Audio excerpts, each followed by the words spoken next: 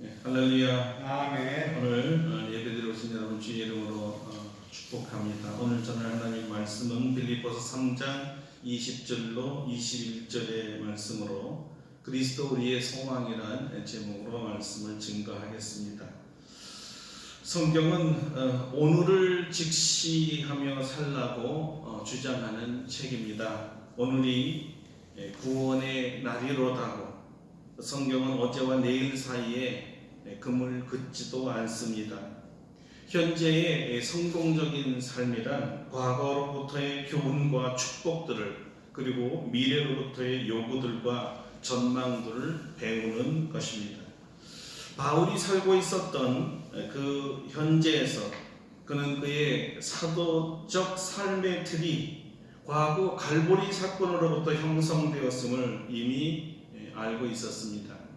이 과거의 사건은 영적으로 퇴락할 위험으로부터 우리를 구출해준 그리스도의 십자가를 사랑하는 것과 깊은 관련을 갖습니다.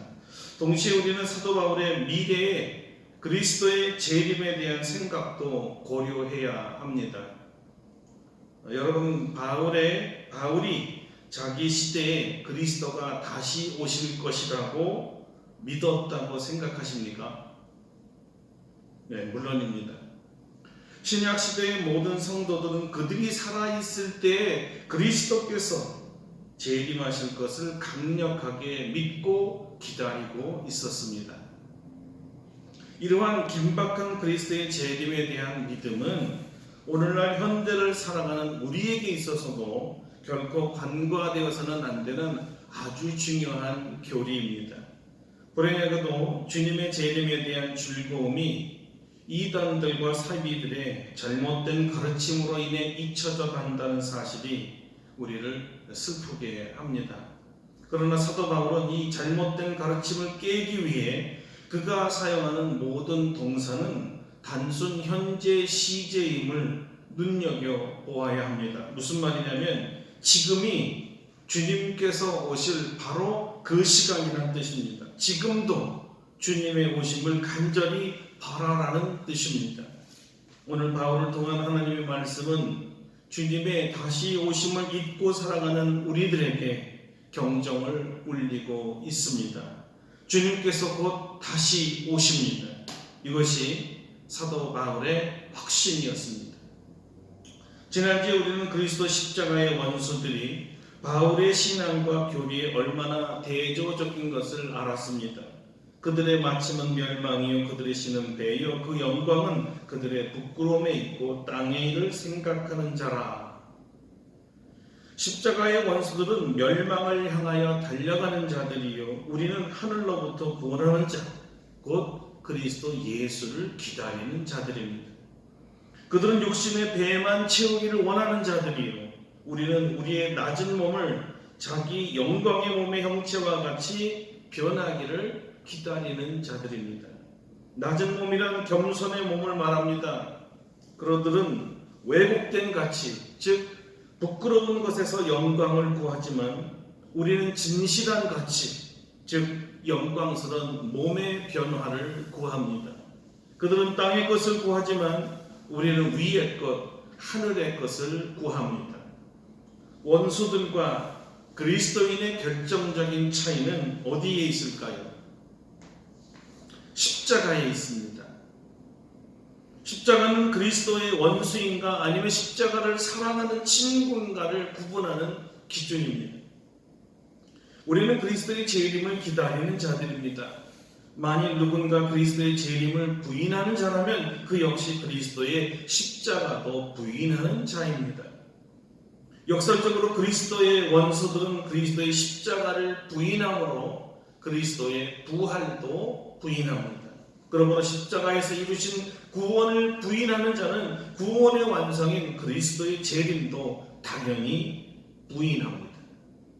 사도 바울은 그리스도의 재림이 그리스도의 십자가만큼 중요한 것을 알았다면 당연히 간절하게 이 재림을 기다려야 한다고 주장하고 있습니다. 왜 우리는 주님의 재림을 기다려야 할까요? 첫째, 주님께서 돌아오실 때 주님께서 가지고 오시는 축복들을 기다리고 있기 때문입니다. 바울이 말한 주님의 축복은 하늘로부터 오는 축복을 말합니다. 황금과 건강과 권력 같은 세속적인 것을 말하는 것이 아닙니다. 이것은 여전히 십자가의 원수들, 즉 육에 속하는 자들이 구하는 것들입니다. 바울이 말하는 주님의 축복이란 일종의 경각심입니다. 바울은 재림을 기다리는 자만이 현재 우리의 육체의 배만 위하는 낮은 몸에서 벗어날 수 있다고 합니다. 바울이 그들이 신은 배여라고 경고한 것처럼 그리스도인들도 자칫 잘못하면 육체만을 위하는 삶이 되기 쉽다는 것을 사도 바울이 잘 알고 있었습니다. 그리스도인들이 언제나 실패하고 실수하는 것은 재림을 잊어버릴 때입니다. 재림이 멀다고 생각하는 자나 아예 재림이 없다고 기다리지 않는 자는 자신의 욕망을 절제하지 못하고 말을 함부로 하고 게으름을 탐닉하고 늦게 자고 늦게 일하는 것을 합리화시키면서도 전혀 부끄러워하지 않습니다. 죄를 짓고 법을 어겨도 아무런 부끄러움이 없는 자들입니다. 그리스도의 재림에 대한 강렬한 기대는 이런 육적 타락으로부터 우리를 지켜줍니다. 바울은 단순히 우리를 영적 타락으로부터 지켜주고 범죄하지 않는 것이 주님의 재림을 기다리는 자가 받는 축복의 전부라고 말하고 있지는 않습니다. 차라리 바울이 말한 축복은 우리의 낮은 몸이 그리스도의 영광의 몸과 같이 되는 것입니다. 영광의 몸과 같이 된다는 것은 그리스도께서 죽으시고 부활하시어 새롭게 변형된 몸과 같이 우리도 부활의 몸으로 변화된다는 것을 의미합니다. 마치 바울이 고린도전서에서 묘사한 대로 한 알의 씨가 땅에 떨어져 썩은 다음에 새싹이 나오고 꽃을 피우듯이 전혀 새로운 종류의 몸을 갖게 되는 것이지요. 부활하신 주님과 3년이나 같이 지내던 엠마오의 제자들이 있었습니다. 그런데 부활하신 주님을 만났을 때 전혀 그분을 알아보지 못했습니다. 왜 그럴까요? 주님께서 부활하신 후에 너무나 다르게 변화되어서 오셨기 때문입니다. 변화되었지만 놀랍게도 주님은 예전에 못 바뀌었던 그 못자국과 창자국을 그대로 남기고 있었습니다. 부활하신 주님은 제자들과 함께 잡은 물고기도 잡수셨습니다. 부활하신 주님의 모습과 상태는 어떤 것일까요? 누가복음에서 누가는 이렇게 묘사합니다. 저희가 놀라고 무서워하며 그 본 것을 영으로 생각하는지라 예수께서 가라사대 어찌하여 두려워하며 어찌하여 마음에 의심이 일어나느냐 내 손과 발을 보고 나인 줄 알라 또 나를 만져보라 영은 살과 뼈가 없을 때 너희 보는 바와 같이 나는 있느니라 이 말씀을 하시고 손과 발을 보이시나 저희가 너무 기쁨으로 오히려 믿지 못하고 기히 여길 때 이르시되 여기 무슨 먹을 것이 있느냐 하시니 이에 구운 생선 한 토막을 드리매 받으사 그 앞에서 잡수시더라. 영만이 아닌 확실히 육을 입고 계신 주님이셨습니다. 한마디로 말하면 영적인 몸입니다. 그 전의 몸과는 전혀 다른 종류의 몸입니다. 너무 신비로워서 제한된 우리의 지식과 언어로는 정확하게 어떤 몸인지 설명하기가 힘듭니다. 그러나 분명한 것은 우리 주님의 몸이면 우리도 부활할 때 바로 이 주님과 같은 영적 몸, 부활의 몸을 갖게 될 것이라는 사실입니다. 우리가 주님의 재림을 기다리는 이유는 그날이 바로 우리도 이 신령한 몸을 입을 날이기 때문입니다. 더 이상 수술이 필요치 않습니다. 더 이상 몸을 위해 치료받을 필요도 없고 약 먹을 필요도 없습니다. 주님께서 축복하신 몸입니다. 그래서 더욱 이 몸을 입고자 주님의 재림을 기다리는 것입니다. 둘째, 바울이 말한 축복은 우리의 영적 게으름을 방지하여 육적 삶을 떠나는 것이나 우리 몸이 장차 주님 오실 때 주님과 같은 몸으로 변화되는 것은 물론이고 이보다 더 큰 축복도 있음을 시사하고 있습니다. 우리가 재림을 바라는 최고의 목적은 우리를 사랑하셔서 우리를 죄악 가운데 구원하기 위해 십자가에서 죽으신 구원자 예수 그리스도 그분과의 만남에 있습니다. 주님과 얼굴을 맞대고 볼 수 있는 영광입니다. 주님의 향기를 맡을 수 있는 영광이요, 주님 발 앞에 엎드려 진리 자체를 들을 수 있는 영광이요, 사랑 자체이신 주님을 안을 수 있는 영광이며 만왕의 왕이여 천지의 주제신 창조주와 함께 식사할 수 있는 영광입니다. 우리가 이토록 주님을 기다리는 이유는 모든 육적 유혹을 물리치는 이유, 핍박을 받아도 견디는 이유, 병 중에도 소망을 갖는 이유, 경제적 도산에도 낭망하지 않는 이유, 가족의 결연이 있어도 인내하는 이유가 있다면 바로 이것, 주님의 재림의 날에 영광의 주님을 만날 수 있는 일입니다. 이 땅에서 세 제자들이 주님의 변화하는 모습을 보았을 때 그들이 너무나 넋이 이렇게 말했죠. 여기가 좋사오니. 하물며 부활의 주님을 우리가 직접 만날 수 있다면, 우리가 직접 주님의 못 박힌 그 손바닥을 만질 수만 있다면 얼마나 감격스러운가요? 6.25로 헤어진 이산 가족들이 서로 만났을 때 서로 부둥켜 안고 우시는 모습을 여러분 보셨지요? 꿈인지 생신지 믿겨지지 않을 정도로 감동이 되어 목이 터져나고 서로 부둥켜 안고 울고 있지요. 서름 때문에 울었던 울음이기도 하지만 사실은 만남의 기쁨, 죽은 줄 알고 영영 만나지 못할 줄 알았던 가족을 만났던 그 기쁨이 너무 커서 대성통곡 울었습니다. 기쁨의 울음이었지요. 우리가 우리를 위해 십자가에 죽으시고 부활하신 예수님을 하늘에서 만난다면 너무너무 기뻐서 우리 안에 있는 모든 액체가 수분이 다 쏟아져 나올 정도로 울지 않겠습니까? 더 기뻐서 말입니다. 우리 신앙의 최고의 목표여 결정이여 전부가 십자가에 못 박혀 죽으시고 다시 사신 영광의 주님을 뵙는 것입니다. 이 영광의 주님을 기다리기를 현재 하라고 바울은 지금 강조하고 있는 것입니다. 과거 한때 뜨거웠던 일시적 경험이 되지 말라고 경고합니다. 지금은 아니고 나중에 시간 되면, 한가해지면, 이것만 해결되면, 내 집만 마련되면, 우리 안에 대학 들어가고 나면, 은퇴하고 나서 여유가 생기면 그때 제가 주님을 기다리겠습니다. 이렇게 말하지 말라는 거예요.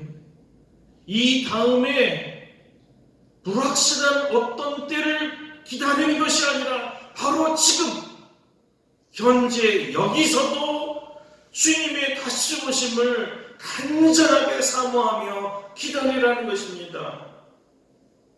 바울 사도와 같이 베드로 사도 또한 왜 지금 주님의 재림을 기다려야 하는지 이렇게 부연 설명한 적이 있습니다. 사랑하는 자들아, 주께는 하루가 1000년 같고 1000년이 하루 같다는 이 한 가지를 잊지 말라. 하나님의 시간은 1000년이 하루 같고 하루가 1000년 같음을 기억하라는 것입니다.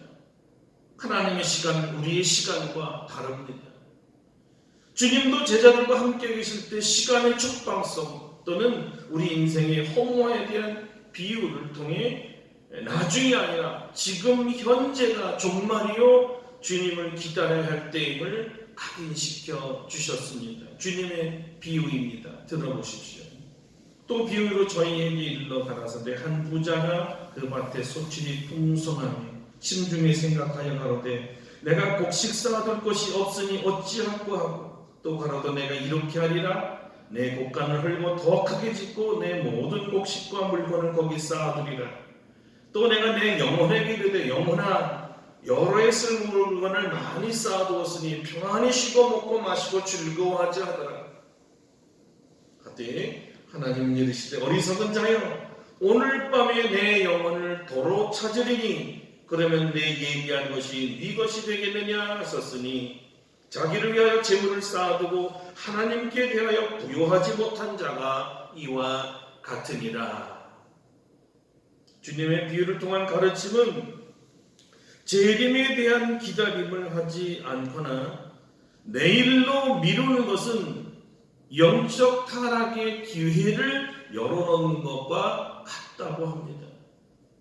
긴박한 주님의 만남을 고대하지 않는 사람은 스스로가 하나님의 심판의 시간을 늦추었다고 생각하는 기만에서 나옵니다. 그러나 하나님은 스스로가 재판관이심을 기억하라고 하신 것이지요. 오늘 바로 우리의 생명을 취하여 하나님의 심판대로 부르실는지 누가 알 수가 있겠습니까? 실제로 오늘 우리 중에 많은 사람들이 부지중에 이 세상을 떠나고 있습니다. 아무도 그들이 그렇게 빨리 우리 곁을 떠날 줄 알지 못합니다. 만일 오늘 몇 날이 안 되어 주님께서 우리를 부르시면 우리는 주님 만날 준비를 하고 있었던가요? 재림에 대한 우리의 태도는 우리의 신앙생활의 열정에 영향을 지대하게 미칩니다. 느슨한 기다림을 갖는 자는 게으름과 핑계를 둘 많은 일들을 만들기 쉽습니다. 긴박한 기다림을 갖는 자는 모든 타락의 유혹을 타협의 농간을 이겨낼 수가 있습니다.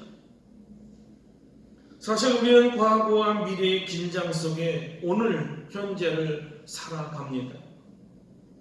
과거의 못다 이룬 일을 현재에 채우기 위해 내일의 심판을 고려하지 않습니다. 그러나 만일 우리가 우리 생명을 조종할 수 있는 자가 아니라는 사실과 미래의 계획이 나의 계획대로 될 수 없다는 것을 안다면 과연 나는 오늘 무엇을 해야 할까요? 다시 오시겠다는 주님의 약속이 다름 아닌 오늘 이루어진다면 오늘 밤 우리는 무엇을 해야 할까요? 벌써 참 오래전이지요. 미국 9.11 사태 때 곧 추락할 비행기 안에서 한 아이가 마지막 남은 시간에 이 모바일 폰을 통해서 부모님과 통화를 했다고 합니다. I love you, mom. I'm always proud of you. See you in heaven. 사랑해 엄마. 난 늘 엄마가 자랑스러웠어요. 천국에서 만나요. 남의 일이었는데 우리가 이런 일을 당하면 안 되겠지만 이 세상을 떠날 준비와 주님을 만날 준비를 우리는 하고 있어야 합니다. 왜냐하면 곧 만나니까요. 아멘. 전혀 예상치 않는 코로나라는 전염병으로 세계가 대유행에 걸려 하루에도 수많은 사람들이 죽어가고 있습니다.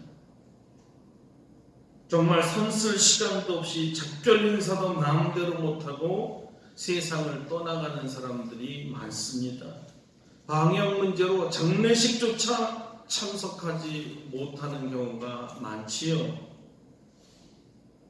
그래서 차분히 앉아서 주님을 만나면 무슨 말을 해야 될지 주님과의 대면에 지금부터 우리는 철저하게 준비를 해놓고 있어야 합니다. 축복의 만남, 기쁨의 만남이 되도록 말입니다. 오늘 같은 오늘 오늘이라고 부를 오늘이 또 있지 않을 날이 우리에게는 얼마 남지 않았습니다. 우리의 시민권이 천국에 있으니 우리 모두는 우리를 구원해 주신 주님 앞에 그리고 하나님의 보좌 앞에 곧 서게 될 것입니다. 그날에 주님께서 착하고 충성된 종아, 네가 얼마나 나 보기를 기다리며 나의 말을 지켰으니 이제 나와 함께 천국에서 영원히 살자는 주님의 복된 음성을 들으시기를 주님의 이름으로 축원합니다. 아멘. 축원합니다. 아멘. 우리 다 같이 함께 말씀을 의지해서 함께 통성으로 기도하겠습니다.